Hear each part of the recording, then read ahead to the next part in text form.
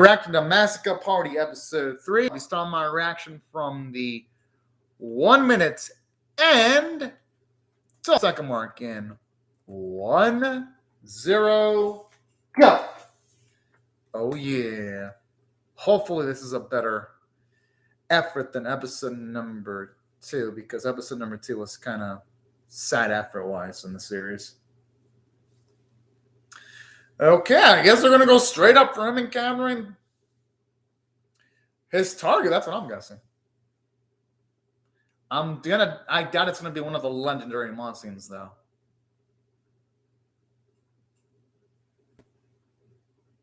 Okay, that's definitely gonna, or at least there's gonna be a shot that it's gonna be one of the legendary monsters considering its character design.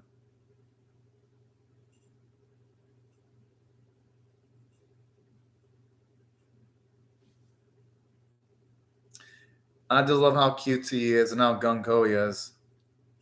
Why would he? Yeah, exactly. Why would they even need a deadline? That makes no sense. I know they try to make it off as a joke, but it just doesn't work.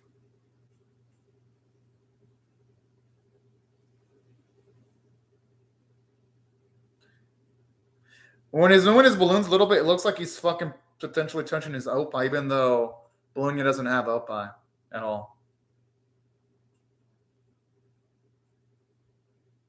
You know, I just noticed something stupid about the animation, though. When our boy wakes up and he bumps the head, it's kind of dumb because here's why. And I'll rewatch that bit again. I'm rewatching that bit because it's the opening now, and I've seen the opening twice. I'm noticing that when he moves his head up on the ceiling, and for those of you wondering, I'm playing the episode on 2 different links. One of them a few seconds behind this one. And I'm noticing that our dude, he hits his head on the ceiling, even though when he wakes the fuck up, the ceiling is way higher than it looks when he's just talking to Bologna casually. Kind of feels like a little bit of inconsistency there when it comes to character height. And it feels like the writers just put in a forced joke just to be there, even though it wouldn't make sense with our boy bumping his head into the ceiling, because in one shot, they make it fucking small. The next, the ceiling's farther away from our boy's head when he's talking to Bologna.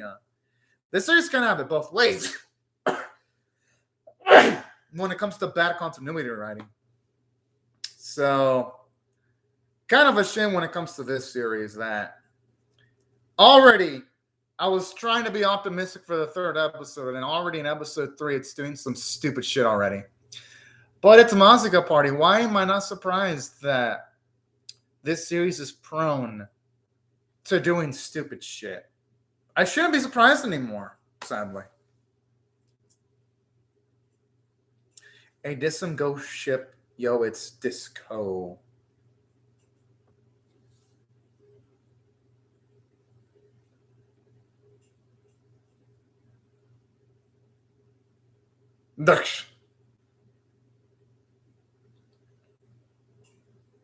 I mean, might as well just mention that he bought those cards off a store or off a starter or off like one of those random card stacks or one of those random card packets that they have. Because remember, Yu-Gi-Oh had those back in the day where for like $10 they would charge for a Yu-Gi-Oh card, and you can get a badass card or a shitty one. Unfortunately, when I spent $10 on the Yu-Gi-Oh card, once it was shitty ass spell card, unfortunately.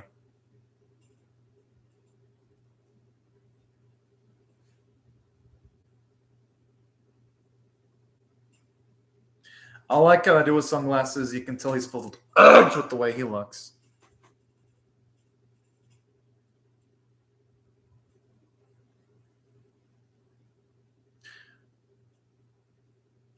Do we really need him to explain the definition of what a club is? I feel like when this series has dialogue, sometimes they just do it to fucking fill in time with like no rhyme or reason. But again, I wouldn't expect anything less from this piece of shit. Like at all.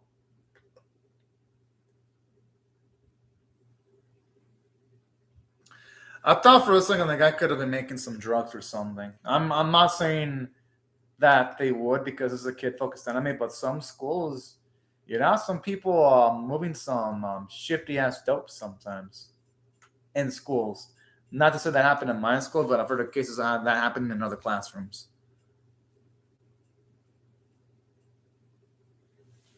I kind of like how this time it's our boy actually getting poked this time.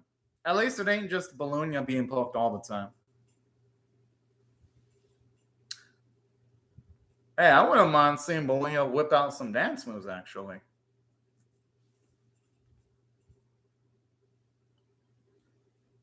No! That's kind of bad, yeah. It does not fit. Like, it might be some cutesy dancing, but it doesn't fit there, though.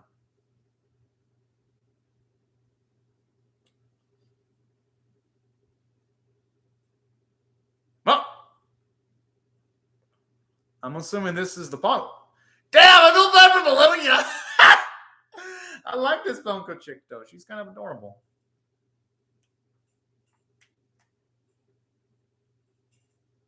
But I wonder if she can see Majin, though, considering she was able to push Bologna like nothing.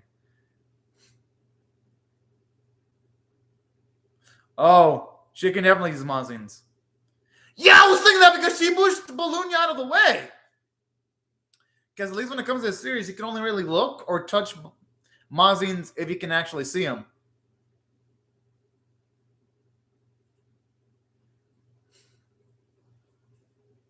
Damn, that's pretty fucking dickish. Oh, she a bitch.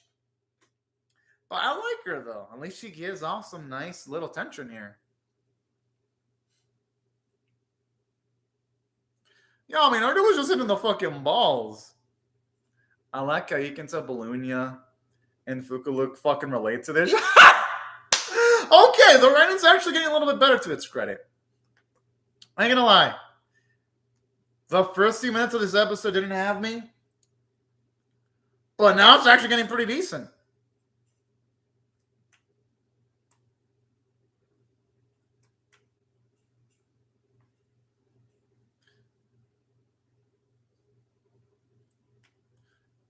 Sure, if I was him, I'd be trying to talk with this chick just to see if she can actually see Mazin.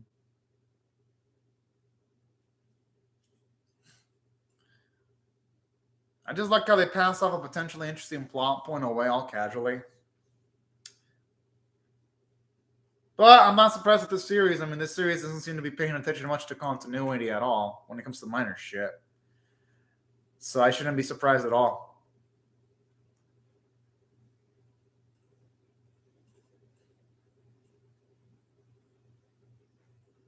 But then again, you know what? They do explain that when it comes to certain Mazin, I guess since they're object-based, I guess it's possible. But then it doesn't explain how she was able to, like, hit Bologna a bit earlier, though. I'm just saying.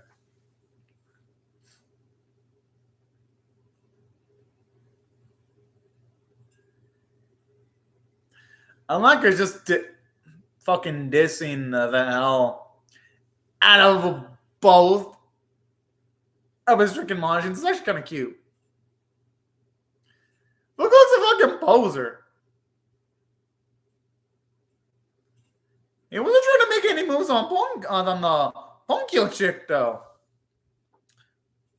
If anything, it was that chick trying to make moves on a boy and hit him in the fucking balls. And not on the positive variety either. You know, anyone would be able to chew a Bologna up as bubblegum. He actually... Yo, so... You're down! He's a fucking... Oh, shit! That is some dirty shit, too. Holy fuck. Yeah, I wouldn't mind seeing a boy kick some ass here.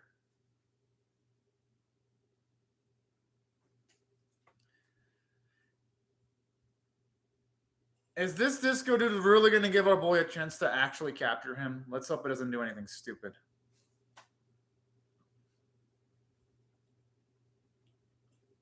Oh! Was that manipulated by the Anya chick? I like how this poser was believing himself to be hot shit.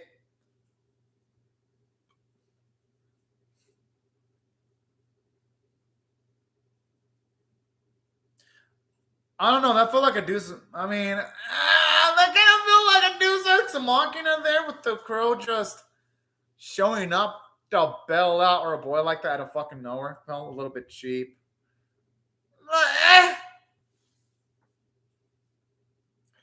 You know what? For now, I won't think much of it because this is like one of the first time the series does that. If it does that shit again, though, if the boy being saved by something random SL, then I'll start calling bullshit. Because at least here it did at least have some tension with the fact that Bologna and Fukalu couldn't defeat the enemy at all. They reused the same punch earlier in the previous episode. Are you fucking kidding me? That's sad. Does this series have any budget at all? Holy fuck. It feels like the only distantly animated cuts are the animation bits that they reuse every fucking episode.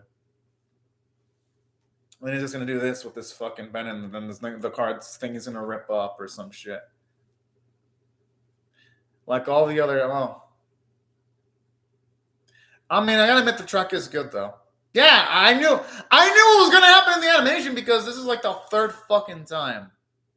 No, the fourth time because they reused this fucking big animation twice in the previous episode. I gotta admit, the animation with Disco dancing was actually kind of cute though.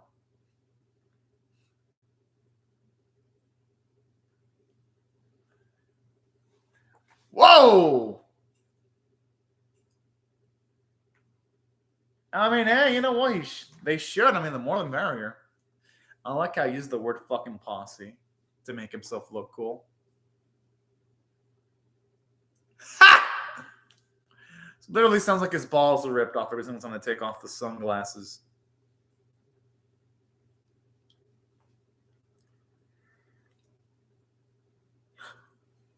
Bullying are probably happy that he can pick on someone.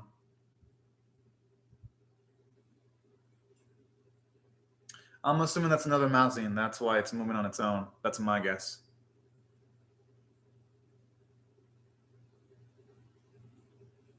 Oh!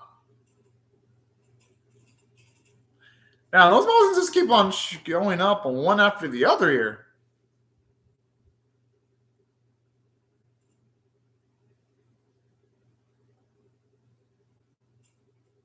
He really thought he had a shot with Ponkyo? That's fucking adorable. I mean, there's nothing wrong with it inherently. It's just that she wouldn't be able to see him, though. I mean, they got to capture it.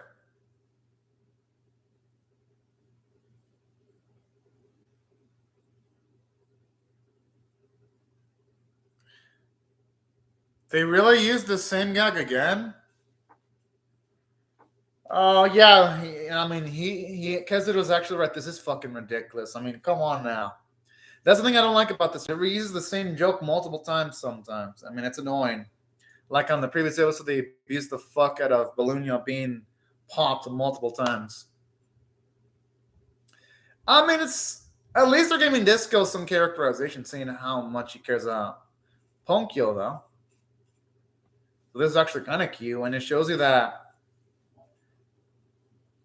when it comes to some of the Mazin, they actually do like and appreciate humans. So that's actually something that's decent, so to speak.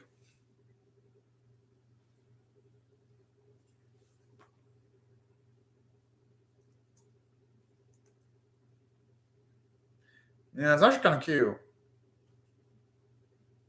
I mean, if he works out, he'll have potential to do that.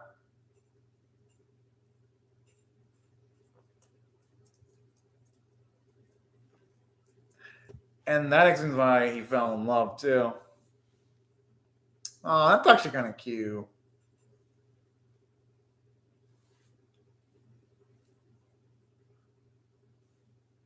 But honestly, if we're going by technicalities, though, he doesn't really owe her anything, but I could see why you feel in depth. Oh, hello, Shell Sham, man. No, I'm not dropping any anime. I mean, she's still man. If I'm reacting to anime like Mazica Party, then I definitely haven't dropped Girls Frontline because Girls Frontline is like the second coming of Neon Genesis Evangelion. If I'm comparing it to this series that I'm watching right now is fucking trash. But yeah. No, today's Thursday though. Wasn't the animation? It's like fucking effortless. Oh no.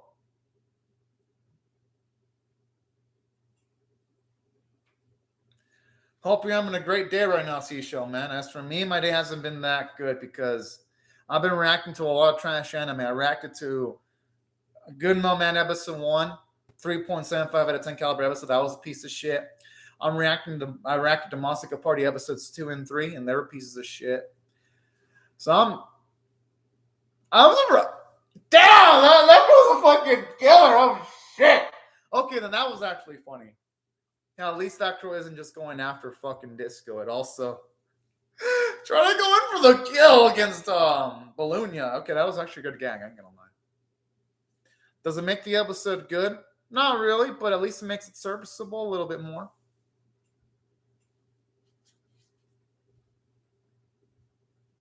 I gotta admit, that Mosin actually looks kind of cute. It really does. Oh, it's cozy as fuck. Yeah, it's fucking cute. I mean, he was popped. I'm surprised he's going to do it without his sunglasses.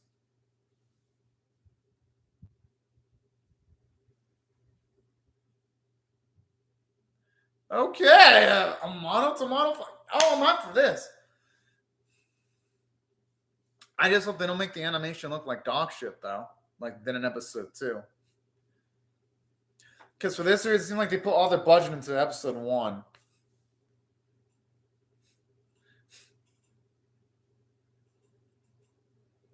Oh man, I wish I could ignore this series, but I can't though. I mean, I'm already too deep into this shit to drop it.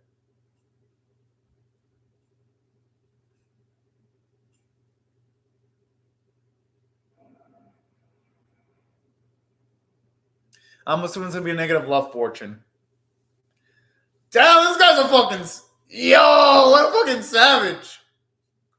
But if I were Disco, I would not believe that fucker at all. I want to be believing what a random ass stranger says. That was him. I'm just saying. I'd be like, fuck. Okay. That's actually some decent battle damage.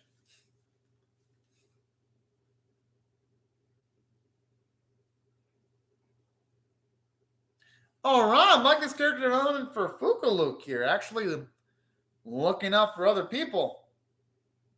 And at least we're seeing more to Fukulook than just, oh yeah, I'm just poke the shit out of Bologna every single time. At least here we're seeing him actually help contribute to something and actually emotionally uplifting someone. So, hey, that's a nice character development there. As far as sentence for this series go, anyway.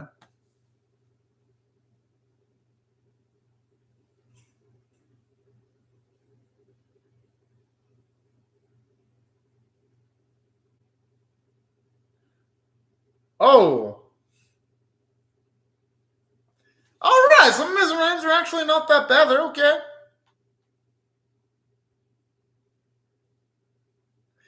I like how I wrecked this fucker.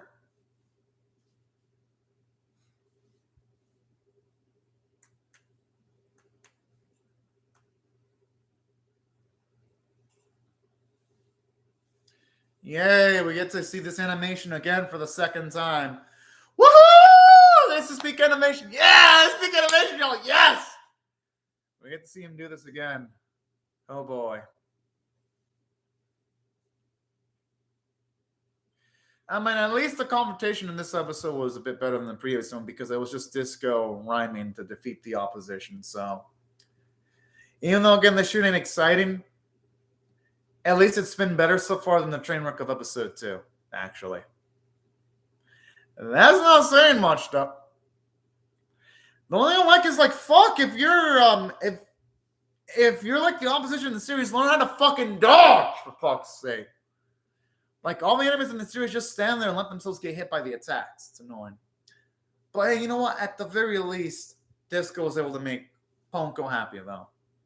That's nice.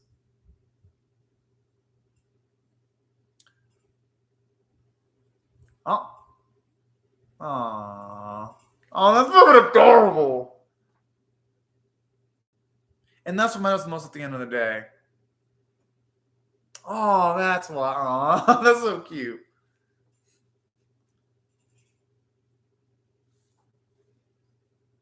And then instantly he goes to fucking Cloud9. I love how Fukulock's become a full-on simp for Disco. That's cute. I swear, Anya's owl is just creepy as shit. It's like the stuff of nightmares.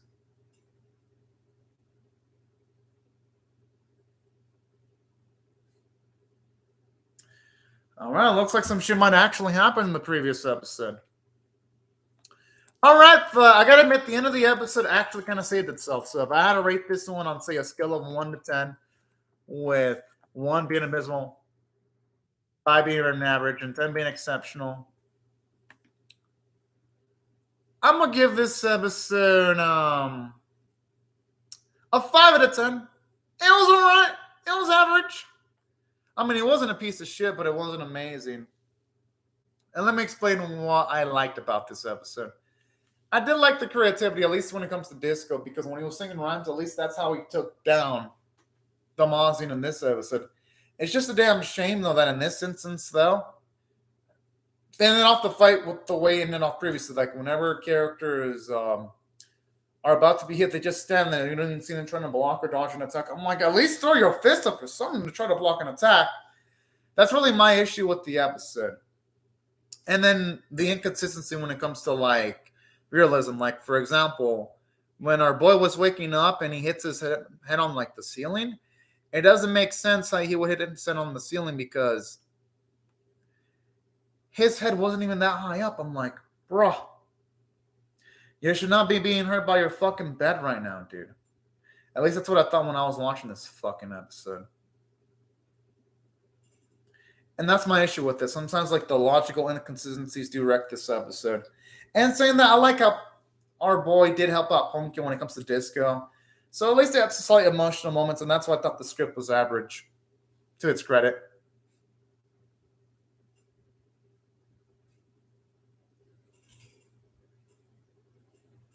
It is cute when Billy is like, yeah!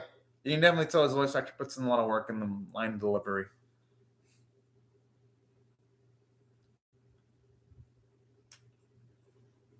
No, Bologna, leave that shit to Disco. You're not good at this. You're cute. No. His rhymes aren't that good. No.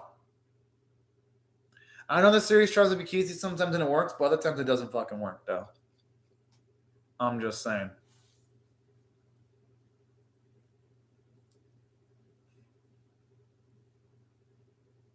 That's actually a cute little. I mean, no one cares. I like how he mentions this anyway. Okay, I mean, that guy smile at me.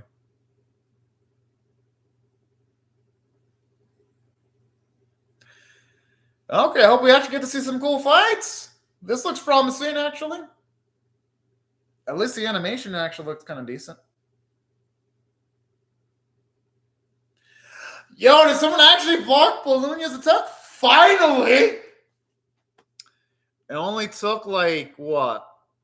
Yeah, Bologna looks like he put on some steroids. It only took, like, what? The series 4 episodes for someone to finally learn that instead of taking the attack, you're supposed to either dodge or block it. Better late than never, though. And here's what I thought about the characterization. They really didn't do much for our main boy. Our main boy's the same character he was in episodes 1 and 2, so nothing really special there. I do like the character moment for Fukulock, though. At least he changed a little bit in giving Disco some motivation. And I do like Disco's motivation for wanting to help out Punkyo because he had good interactions with him. I thought that was actually really fucking cute. And I liked that. At least to give the episode a slight emotional punch, at least as much emotional punch as a series like this can actually have, because the series obviously can't have that much emotional punch. It's Mazica Party we're talking about. We don't expect jack shit from this series, but hey, regardless of that fact, though, it was kinda cute to its credit. Now, aside from that, the animation continued not being that good, though, and it sucks how you can tell the budget in the series is really low because they reused the same animation with the crow getting Disco's sunglasses like twice. So the lack of animation is definitely affecting my enjoyment of the series because you can tell they have to reuse the same gags sometimes to save budget.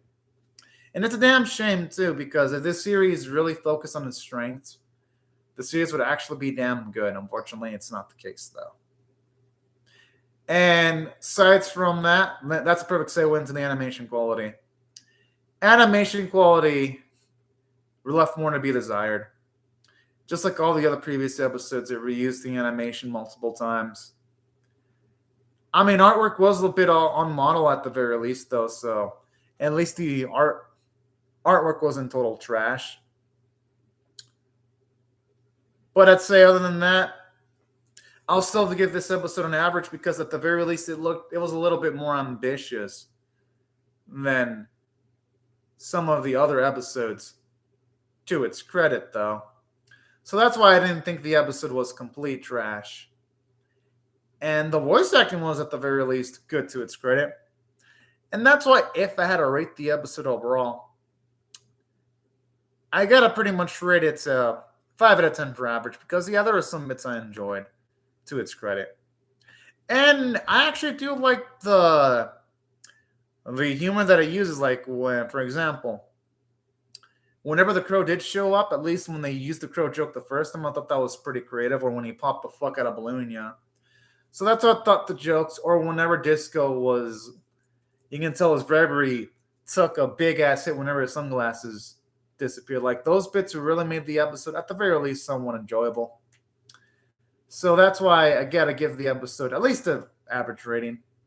And saying that, hope episode 4 does bring more to the table because so far the series has been either bad or meh.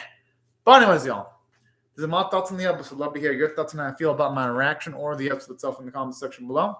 Hope y'all rate the video, share, comment, subscribe, because in like a few minutes, probably 2 to 3, I'll be reacting to Mazica Party episode 4. But anyways, right before I go, I'll just say thank you very much to Shelly Man for commenting on the live chat.